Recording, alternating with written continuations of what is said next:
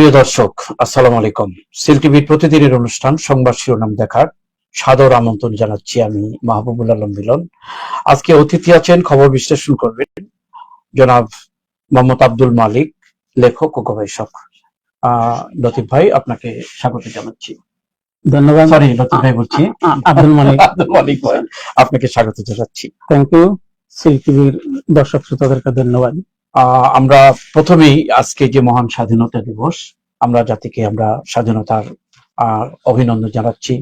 এই দিন যারা স্বাধীনতার জন্য প্রাণ ঝরিয়েছে তাদের প্রতি শ্রদ্ধা নিবেদন করছি। আমরা স্বাধীনতা দিবস আজকে সারা দেশব্যাপী পালিত হচ্ছে। আমরাও শহীদ মিনারে ছিলাম, দেখে আসলাম এটা। প্রিয় দর্শক, অতিথির কাছে আমরা বিশ্লেষণ শুনবো।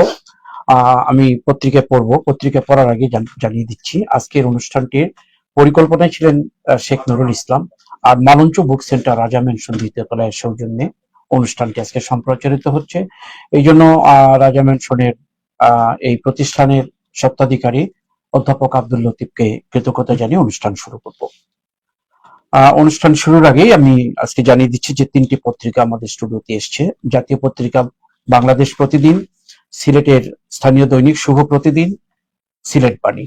তিনটি পত্রিকায় আমি যথারীতিভাবে শিরোনামগুলো পড়বো, অতিথির কাছ থেকে আমরা বিশ্লেষণ শুনবো। প্রথমে নিচ্ছি জাতীয় পত্রিকা বাংলাদেশ প্রতিদিন। পত্রিকাটি পড়ার আগে আজকের দিন তারিখটি জানিয়ে দিচ্ছি। আজ বৃহস্পতিবার 26 মার্চ 2026, 12 চৈত্র 1432, 6 শাওয়াল 1447 হিজরি। মালিক ভাই, প্রথমেই স্বাধীনতার দিবস আজকে, যেহেতু পত্রিকা জুড়ে স্বাধীনতার কথা লেখা, প্রথমেই বলছি মহান স্বাধীনতা দিবস আজ। এখানে আরেকটি খবর এসছে, এটা প্রকৃত স্বাধীনতা অধরা, আসেনি অর্থনৈতিক মুক্তি, নিশ্চিত হয়নি ব্যক্তি স্বাধীনতা, দেখা নেই সুশাসনের। প্রধানমন্ত্রী তারেক রহমান বলেছেন ধারণ করতে হবে জাতীয় ঐক্য ও সহনশীলতা। স্বাধীনতার এই দিনে তার বক্তব্য। পাশাপাশি আন্তর্জাতিক খবরটা আমি পড়ে শোনানোর চেষ্টা করছি। যুদ্ধ বিরতি চান ট্রাম্প। আমরা জানি যে ইরানের আর ইসরায়েলে মিলে ট্রাম্পের সাথে ইরানের সাথে যুদ্ধ হচ্ছে ট্রাম্পের এবং ইসরায়েলের। এখন যে কোনো পরিস্থিতিতে হোক, এটা বিশ্লেষণ করবেন আপনি, ট্রাম্প চাচ্ছে যুদ্ধ বিরতি। দেখা যাক কি আমরা আগামীতে আছে ফলাফল।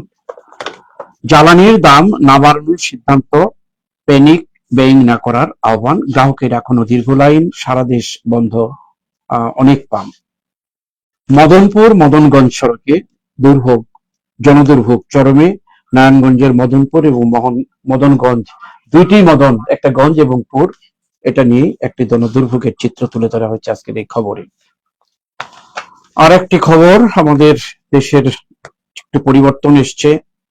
নতুন অ্যাটর্নি জেনারেল রুহুল কুদ্দুস কাজল দেশের নতুন অ্যাটর্নি জেনারেল হিসাবে নিয়োগ পেয়েছেন সুপ্রিম কোর্টের জ্যেষ্ঠ আইনজীবী ব্যারিস্টার মোহাম্মদ রুহুল কুদ্দুস কাজল। আমরা অভিনন্দন জানাচ্ছি তাকে। আমরা তার গতিশীল নেতৃত্ব আমরা দেখবো আগামীতে। ভবিষ্যৎ, জাতির ভবিষ্যৎ শিশুদের মূল্যবোধের উপর নির্ভরশীল, জুবাইদুর রহমান, অর্থাৎ প্রধানমন্ত্রীর পত্নী। দুদকের মামলায় মাসুকের গ্রেপ্তার দেখানোর আবেদন। মালয়েশিয়ায় কর্মী পাঠিয়ে 119 কোটি টাকা আত্মসাতের অভিযোগে দুর্নীতি দমনের কমিশনের মামলায় সাবেক সংসদ সদস্য লেফটেন্যান্ট কর্নেল অবসরপ্রাপ্ত মাসুদউদ্দিন চৌধুরীকে গ্রেপ্তার দেখানোর আবেদন করা হয়েছে। আর একটি অত্যন্ত মর্ম বিদারক খবর, আমাদের খবরের ডান পাশে লেখা, পদ্মা পারে বাঁচাও আর্তনাদ। আমরা মিডিয়ায় দেখেছি, ইলেকট্রনিক মিডিয়াতে প্রত্যেকটি চ্যানেলে দেখানো হয়েছে, পত্রিকায় এসছে ছবিটি। বাস উল্টানোর একটি ছবি দেখানো যাচ্ছে। অর্ধশত যাত্রী নিয়ে চোখের সামনে বাস পড়লো নদীতে, 2টি লাশ উদ্ধার, নিখোঁজ অনেক। আমরা দেখেছি সেখানে জীবন্ত অবস্থায় কিছু লাশ কয়েক মিনিটের মধ্যেই ভাসমান দেখানো গেছে। মূর্ছা যাচ্ছিলেন বাবা, ভিডিওতে ভয়ঙ্কর দৃশ্য। এই ছিল প্রথম পাতার বাংলাদেশ প্রতিদিন। শেষ পৃষ্ঠা পড়ে শোনাবো।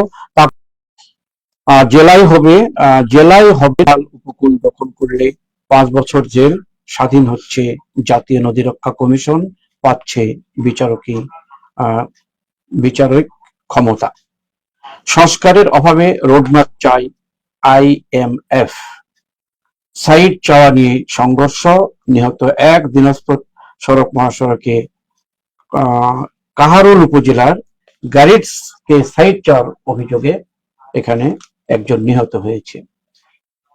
আরেকটি মজার খবর, ঈদে বগুড়ায় 100 কোটি টাকার দই বিক্রি, বাণিজ্যিক একটা খবর, আনন্দদায়ক খবর। এটা বগুড়ার মহরমের দই, কোটি টাকার উপর বগুড়ার দই নামে কিন্তু বগুড়ার মহরমের দই বিখ্যাত দই। বিখ্যাত দই।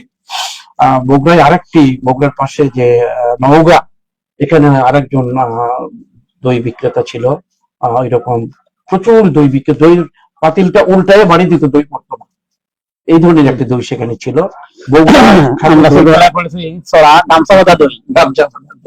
এখন কিন্তু আবার দই কিন্তু অন্যান্য বিভিন্ন জেলায়, বিশেষ আমাদের সিলেটেও কিন্তু এখন ভালো ভালো দই উৎপন্ন হচ্ছে। গেটম্যানের অবহেলাতেই কুমিল্লায় বাস ট্রেন সংঘর্ষ। 120টির বেশি অধ্যাদেশ যাচাই বাছাই শেষ, সংবিধান ও জুলাই সনদকে প্রাধান্য দিয়েই সব পদক্ষেপ নিচ্ছে আইনমন্ত্রী। অন্তর্বর্তী সরকারের সময় বিদেশি ঋণ বেড়েছে $10 বিলিয়ন। আঙুলের ছাপ যাচাই ক্ষমতা পাচ্ছেন নির্বাচন কর্মকর্তারা। এই ছিল মোটামুটি বলতে সব খবরই বাংলাদেশ প্রতিদিনের প্রথম পৃষ্ঠা শেষ করে শোনালাম। মালিক ভাই, আমি প্রথমে বলেছি আজ মহান স্বাধীনতা দিবস। প্রকৃত স্বাধীনতা অধরা বলা হয়েছে, এখানে বলা হয়েছে আসেনি অর্থনৈতিক মুক্তি, নিশ্চিত হয়নি স্বাধীনতা, দেখা নেই সুশাসনের। প্রধানমন্ত্রী বলেছে ধারণ করতে হবে জাতীয় ঐক্য ও সহনশীলতা। স্বাধীনতা দিবসকে নিয়েই আজকের এই লেখা।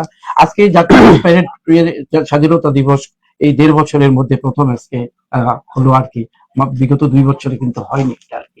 এই ব্যাপারে কিছু বলবেন এবং আজকে স্বাধীনতা দিবসে ধন্যবাদ শিল্পীকে, দর্শক শ্রোতাদেরকে মহান স্বাধীনতা দিবসের শুভেচ্ছা জানাচ্ছি।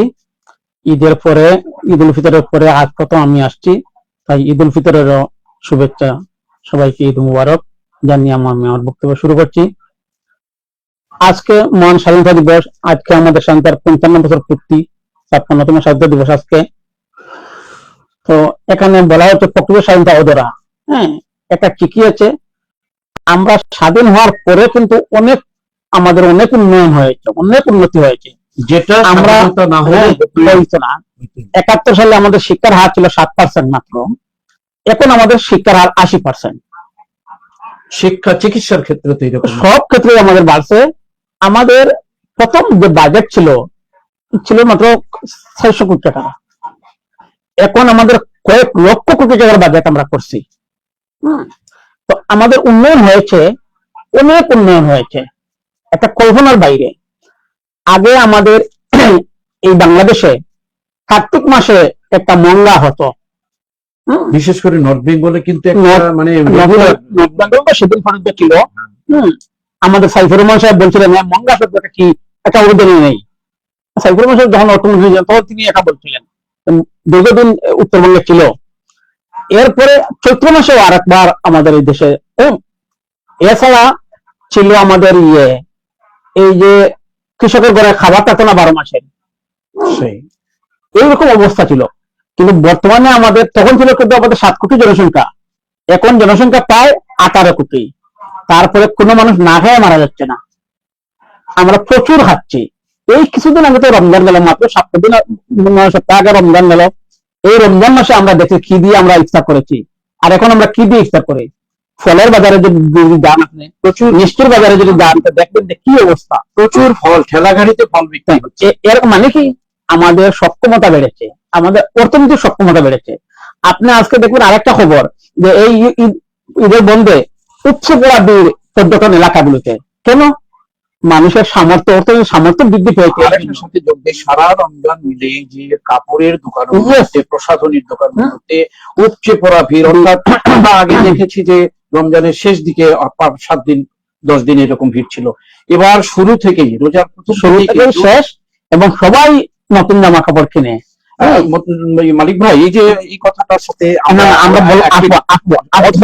বলতে পারি না, অধরা বলতে পারি না, তবে হয়তো স্বাধীনতার সম্পূর্ণ স্বাদ আমরা এখনো পাই। হ্যাঁ, আমরা যেটা হয়েছে, বলা হয়েছে যেটা, যে আমাদের অর্থনৈতিক মুক্তি এখনো আসেনি, ব্যক্তি স্বাধীনতা এখনো নিশ্চিত হয়নি, সুশাসন প্রতিষ্ঠা হয়নি, এটা ঠিক।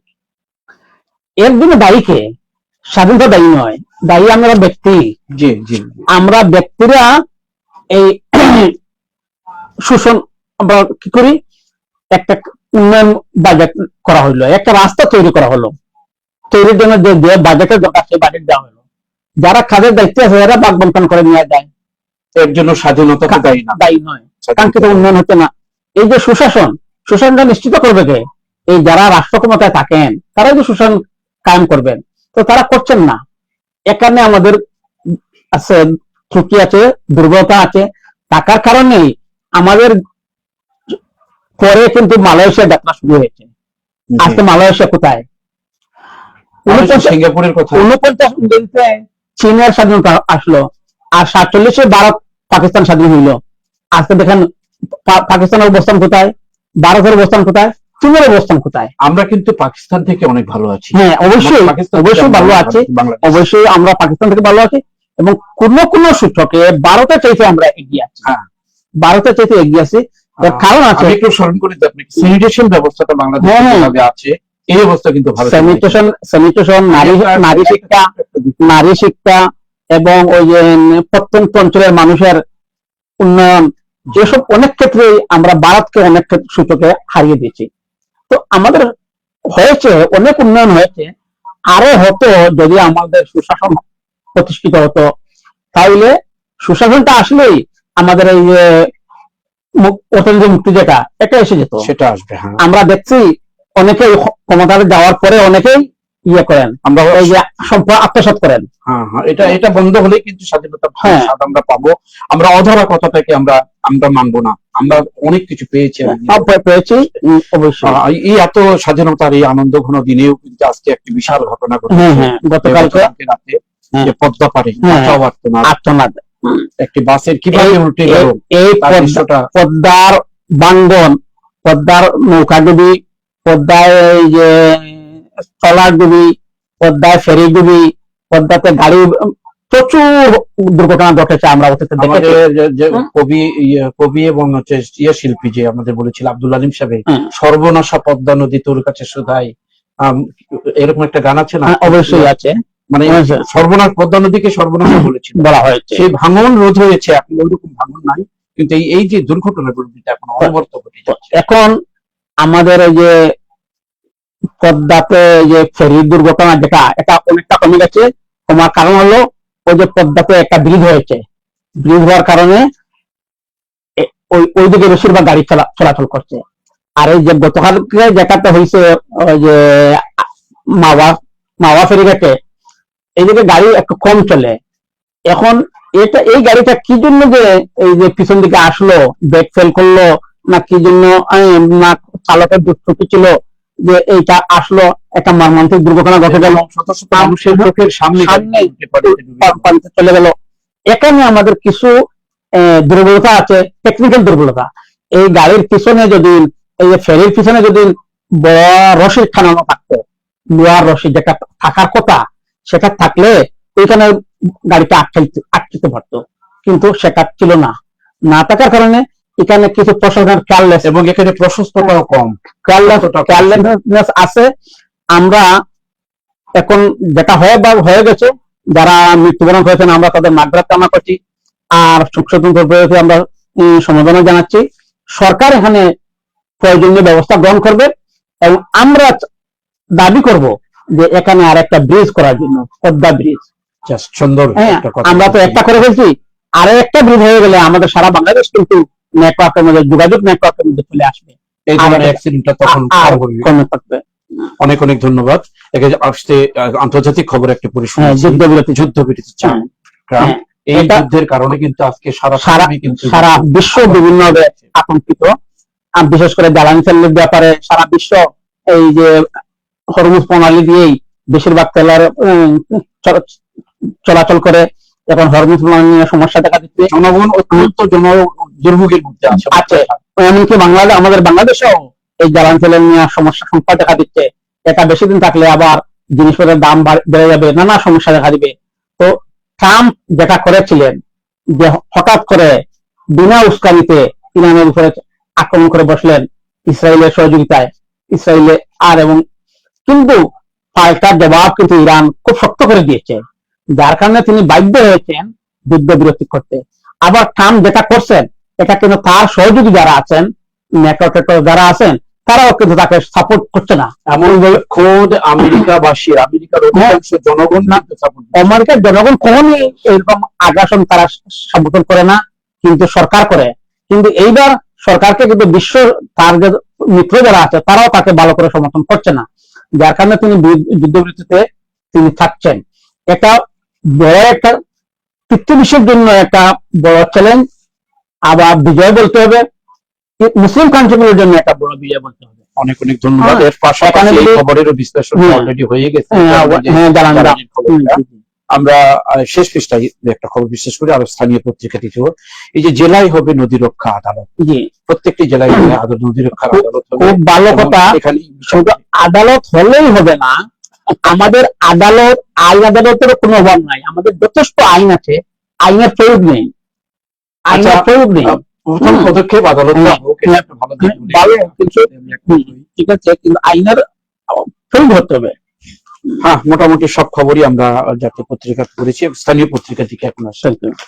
অনেক অনেক ধন্যবাদ। প্রিয় দর্শক, বাংলাদেশ প্রতিদিনের পরে স্থানীয় পত্রিকা শুভ প্রতিদিন পড়ব। শুভ প্রতিদিনের আবার বিশ্লেষণ অতিথির কাছ থেকে। বিশ্বনাথে গানের আসরে হামলার ঘটনায় সমঝোতা, বাজারে মাইক বাজানো যাবে না, গানেও বিধিনিষেধ। এই ঘটনাটা নিয়ে বিশ্বনাথে একটা তুমুল লঙ্কাকাণ্ড হয়েছিল আর কি, এমনকি মসজিদের উপর পর্যন্ত হামলা হয়েছিল। সরকারের বহুমুখী উন্নয়ন অগ্রগতি তুলে ধরলেন তথ্যমন্ত্রী। তথ্যমন্ত্রীর কাজ এটা করবেন। মহান স্বাধীনতা দিবস আজ, স্বাধীনতার 55 বছর, যেটা আলোচনা আমরা আগে করেছি জাতীয় পত্রিকায়। জকিগঞ্জে 39.5 লক্ষ টাকার ইয়াবা জব্দ, থেমে নাই, এগুলো চলছে। ঈদের ছুটিতে সিলেটে পর্যটকদের উপচে পড়া ভিড়, যেটা আগে বলেছেন আপনি। জামাত নেতার বাড়ি থেকে অস্ত্র, গোলাবারুদ উদ্ধার, জগন্নাথপুরে জামাত নেতার বাড়ি থেকে আগ্নেয়াস্ত্র, গোলাবারুদ উদ্ধার করা হয়েছে, খবর এসছে। হরমুজ পদ্ধতির কথা বলছেন, হরমুজ সংকটে তেলের উৎপাদন কমাতে বাধ্য হয়েছে কুয়েত। কমলগঞ্জে ট্রেন থেকে পড়ে প্রাণ গেল যুবকের। উন্নয়ন প্রকল্প কাজের মান শতভাগ নিশ্চিতের নির্দেশ সিসিক প্রশাসকের। শেষ পৃষ্ঠায় প্রতিদিনের শুভ প্রতিদিনের। সুনামগঞ্জে শিলাবৃষ্টি, জলাবদ্ধতায় কৃষকের মাথায় হাত, মাঠের একটি দৃশ্যের ছবি এখানে দেওয়া হয়েছে, শিলাবৃষ্টির দৃশ্য। অযত্নে বিয়ানীবাজারের বধ্যভূমি সংরক্ষণে উদাসীনতা। আসলে যে স্বাধীনতা দিবস, বিজয় দিবস আসলে এগুলোর কথা আসে, কিন্তু এগুলোকে, এই কথাগুলো যেন যাদের কর্তৃপক্ষ যারা, তারা আজকেই যেন এই পত্রিকাটা পড়ার পরে বা শোনার পরে তারা সংস্কার করে, যাতে করে আগামীতে এই খবরটা আমরা না শুনি, আমরা চকচকে ঝকঝকে দেখবো। সাল্লাকে দুর্নীতিমুক্ত মডেল উপজেলা গড়ে তুলতে চায় এমপি নাসির উদ্দিন। নতুন এমপি নতুন কথা বলেছেন। নতুন এমপি বলতে এবছর, আগেও ছিলেন। সিলেটে চোরাই পণ্য সহ গ্রেপ্তার নয়, সিলেট নগরীর মশক নিধন জলাবদ্ধতা নিরসনের দাবিতে মানববন্ধন, থেমে নাই মানববন্ধন। আর আমরা মানববন্ধন দেখবো না, ও আমরা চাইবো নতুন প্রশাসক আসছেন, এমন কাজ করবেন যাতে আর মানববন্ধন করতে না হয়। জন্তাপুরে অবৈধভাবে বালু উত্তোলন, 10 নৌকা ধ্বংস। নবীগঞ্জে উপজেলা প্রশাসনের আয়োজনে গণহত্যা দিবস পালিত আজ। এই ছিল শুভ প্রতিদিনের প্রথম পৃষ্ঠা, শেষ পৃষ্ঠা। আমরা স্বাধীনতার কথা শুনেছি, উন্নয়ন প্রকল্পের কাজ নিশ্চিতের কথা প্রকাশ দিয়েছি। সিলেটে ঈদের ছুটিতে পর্যটকদের উপচে পড়া ভিড়, এই পর্যটন নিয়ে কিছু কথা বলুন। এই সিলেট কক্সবাজারের পরেই পর্যটনের জন্য বিখ্যাত হচ্ছে সিলেট। সিলেটে অনেকগুলো পর্যটন স্পট আছে, প্রাকৃতিক দৃশ্য আছে। তো এই পর্যটন থেকে কিন্তু সরকার খুব বেশি ইয়ে পাচ্ছে না, আয় করতে পারতেছে না। তো কারণ কি, যে এই পর্যটন এলাকাগুলোকে সংরক্ষণ করে এগুলাকে যদি মানুষের যে পর্যটক যারা আছে তাদের আকৃষ্ট করার জন্য এবং তাদের জন্য প্রণালীর যদি কিছু ব্যবস্থা হয়, শৌচাগার এগুলো নাই, গোসলের ব্যবস্থা নাই, এসব ব্যবস্থা করে উন্নয়ন করে আধুনিক করে সংরক্ষণ করলে, এখান থেকে সরকার যদি মনে করেন মাথা পিছু 5 টাকা করে যদি নেন, ফি নেন, তাহলে এখান থেকে হাজার হাজার কোটি টাকা আসবে। বিশ্বের বহু দেশে তার একমাত্র আয় হচ্ছে পর্যটন। যেমন আমাদের পাশে নেপালের আর কোনো আয় নাই, এখানে পর্যটনে যাওয়ার জন্য একটা ফিস দিয়ে তারপর তো এরকম ব্যবস্থা আমাদের দেশেও করা সম্ভব। তো আমাদের সরকার কিন্তু আজ পর্যন্ত এই পর্যটনের দিক দিয়ে খেয়াল করেন নাই। প্রকৃতি থেকে যা আসছে সেটাই আমরা ধরে রাখতে পারি। আমরা এক সময় দেখেছি আমাদের টেলিফোন লাইন, একটা টেলিফোন লাইন আনতে আমাদের 1 লক্ষ 1.5 লক্ষ টাকা লাগতো, অথচ টেলিফোন লাইনের জন্য তখন আমরা গ্রাহক যিনি ক্লায়েন্ট তিনি লাইনের খরচ যা আছে সব বহন করতেন, তারপরে টাকা দিয়ে সরকারের কাছে আনতেন, তারপরে সরকার লাইন বাড়িয়ে। সমস্যা কোথায় ছিল? এখন দেখেন টেলিফোন তো কত সস্তা হয়েছে, আমরা 100 টাকার নিচে কথা বলছি, এখন 1 পয়সা নেই। তারপরে তো সরকারের ইনকাম কত ইনকাম হচ্ছে। ঠিক একইভাবে আমাদের পর্যটন খাতকে যদি সরকার গুরুত্ব দেন, তাহলে পর্যটন খাত থেকে শুধু আমাদের দেশের মানুষের থেকে নয়, আমাদের বিদেশিরা আসবে। আমাদের কক্সবাজার পৃথিবী বিখ্যাত সি বিচ, আমাদের সুন্দরবন, এগুলো তো পৃথিবী বিখ্যাত। আমাদের সিলেটের শুধু এই যে জাফলং সাদা পাথর নয়, আমাদের শ্রীমঙ্গলের কথা বলি। শ্রীমঙ্গল দেখেন এত সুন্দর সুন্দর মানে গাছপালা দিয়েই অর্থাৎ প্রকৃতি দিয়েই একটা বিশ্বের পর্যটকদের আকর্ষণ করা সম্ভব। আর আমাদের বিরাট একটা অংশ, আমাদের বাঙালির বিরাট একটা অংশ আছে ইংল্যান্ড আমেরিকায়, তারা কিন্তু প্রতি বছর বিশ্বের বিভিন্ন দেশে ভ্রমণে যায়। হ্যাঁ, তাদের বিভিন্ন কারণে যাইতে হয়, কারণ তাদের যে আর্ন করে এই টাকাগুলো যদি তারা ব্যয় না করে তাহলে সরকারকে ট্যাক্স হিসাবে দিয়ে দিতে হয়। এই জন্য কিন্তু তারা বিশ্বের বিভিন্ন দেশে যায়, বাংলাদেশে আসে না। ভিড়, ইনকাম কম, আপনি বলেছেন অর্থনীতি টাকাকে ঘুরতে হলে আরো কিছু ব্যবস্থা আমাদের। আমরা মনে করব এই খবরগুলো পরিবেশন হওয়ার পর, আজকের বিশ্লেষণের পর সংশ্লিষ্ট কর্তৃপক্ষ নড়িচড়িয়ে আসবেন, অর্থনীতিতে অবদান রাখার চেষ্টা করবেন, এই পর্যটকদের ভিড়ের মধ্যে আরো আয় কিভাবে বাড়ানো যায়। প্রিয় দর্শক, আমাদের হাতে আরো একটি পত্রিকা আছে, সিলেট বাণী। সিলেট বাণী প্রথম খবর যেটা পড়ে শুনেছি, প্রত্যেকটি পত্রিকা এসছে আজ মহান স্বাধীনতা দিবস ও জাতীয় দিবস। দেশবাসীকে সম্মিলিতভাবে কাজ করার আহ্বান রাষ্ট্রপতির, রাষ্ট্রপতি বলেছেন। জুলাই সুরক্ষা নিয়ে সবাই একমত, স্বরাষ্ট্রমন্ত্রী। শ্রদ্ধা জানাতে নগরীর প্রতি আহ্বান, স্বাধীনতা দিবসে প্রস্তুতি দেখতে শহীদ মিনারে পরিদর্শনে সিসিক প্রশাসক। এটা একটু ভিন্নধর্মী কাজ হয়েছে। সিসিক প্রশাসক আগের দিনই কিন্তু কেন্দ্রীয় শহীদ মিনারটা পর্যবেক্ষণ করেছেন, দেখেছেন, এবং সেখানে নগরবাসীকে আহ্বান জানিয়েছেন আসার জন্য। দেশে আপাতত জ্বালানি তেলের দাম বাড়ছে না, ভালো সংবাদ, জানি না এটা কি হবে। সৌদির তেল শোধনাগারে আবার ইরানের ব্যালিস্টিক মিসাইল হামলা। কিছু কিছু জিনিস আছে যেটা হয়তো সচরাচর আমরা পড়ি না, শুনি না। স্বাস্থ্য সেবায় গাফিলতির অভিযোগ প্রমাণ হলে কঠোর ব্যবস্থা, এমপি রুনা। বিশ্বনাথ ওসমানীনগর থেকে নবনির্বাচিত এমপি। ভালো কথা। হ্যাঁ, এই ছিল সিলেট বাণীর প্রথম পাতা। শেষ পাতায় আমি দেখি, সিলেট বাণীর শেষ পাতায় দেশের 14 অঞ্চলে 60 কিলোমিটার বেগে ঝড়ের পূর্বাভাস। আবহাওয়া অফিস কিন্তু এবার ঈদের দিন হয়েছিল, ঈদের দিন যেটা হয়নি, তো হয়তো পরবর্তী সম্ভাবনা কথা বলে আবহাওয়া অফিস। তবে এখন তো যতবারের সময়, কালবৈশাখের সময়, সতর্ক দিবেন জনগণ এই খবর পাওয়ার পর। 25 মার্চ কালোরাত্রি স্মরণে সিলেটে উদীচীর আলোর মিছিল, বেনার সহ আলোর মিছিল নিয়ে যাচ্ছে, ছবিটি আসছে এভাবে। কুয়েত বাংলাদেশ দূতাবাসের সুপারিশে কুয়েত ঢাকা রুটে ফ্লাইট চলাচল চালুর ভালো উদ্যোগ। মৌলভীবাজারে গণহত্যা দিবসে শহীদদের প্রতি শ্রদ্ধা নিবেদন। স্বাধীনতা দিবস উপলক্ষে বিএনপির কর্মসূচি ঘোষণা। কানাইঘাটে অগ্নিকাণ্ডে ক্ষতিগ্রস্ত বসতবাড়ি সহ বিভিন্ন প্রতিষ্ঠান পরিদর্শনে মুফতি আবুল হাসান এমপি, কানাইঘাট জকিগঞ্জ থেকে নতুন নির্বাচিত এমপি। দক্ষিণ সুরমা থেকে মোটরসাইকেলে চোর চক্রের 2 সদস্য গ্রেপ্তার। জন্তাপুরে অবৈধ বালু উত্তোলনে 10 নৌকা ধ্বংস। ফিলিং স্টেশন থেকে মোটরসাইকেলে তেল নিতে এসএমপি 3 শর্ত। তামাবিল সীমান্ত দিয়ে অবৈধভাবে অনুপ্রবেশের 2 শিশু সহ 7 বাংলাদেশি আটক। জগন্নাথপুরে সেনাবাহিনীর অভিযানে অস্ত্র ও গলি উদ্ধার। এই ছিল মোটামুটি সিলেট বাণীর খবরগুলো। আর এখানে বিশ্লেষণের জন্য এই যে তামাবিল সীমান্ত দিয়ে অবৈধ অনুপ্রবেশ, 2 শিশু সহ 7 বাংলাদেশি আটক, শিশুরাও কি ওই অবৈধ পথে নিয়ে না, যায়? এরা তারা মা বাবার সাথে আসছে, এটা মা বাবার সাথে এই বাচ্চাগুলা ছিল। তো এই অনুপ্রবেশটা আমাদের আছে, একে থাকবে। সমস্যা হচ্ছে কি, এই যে তামাবিল আর তামাবিল ওই পার ইন্ডিয়া আর এই পার বাংলাদেশ, আহ, এটা তো আমাদের একই পরিবার, আমরা তো একই পরিবারের মানুষ। এই জন্য ওই যে এই কথা উদীচীর যে আলোর মিছিলটি কালকে কালো হ্যাঁ। রাত্রি হিসাবে দেওয়া তো হয়েছে, এটা এটা খুবই ভালো। এটা কিন্তু আসলে উদীচীর একটা নতুন না, এটা সবসময় তারা তারা করে আসছে। ধারণ করে রাখে। হ্যাঁ, হ্যাঁ। তো এটা খুবই ভালো উদ্যোগ, তারা যে আমাদেরকে এই যে আলোর মিছিল দেখাচ্ছে, আলোর এরপরে এই যে কুয়েত বাংলাদেশ ফ্লাইট চালু হলো, এখানে আমাদের সিলেক্ট হইলো প্রবাসী অধ্যুষিত এলাকা, মধ্যপ্রাচ্যের বিভিন্ন দেশে আমাদের প্রচুর মানুষ আছে। আমাদের এই পাইপলাইন বন্ধ হইলে আমাদের অনেকের ভিসা নষ্ট হয়ে যাবে। এই জন্য এটা খুবই ভালো, এবং আমাদের এই যে প্রবাসী কল্যাণ মন্ত্রী তো আমাদের সিলেটে, যার কারণে এটা আমাদের জন্য সহজ হয়েছে।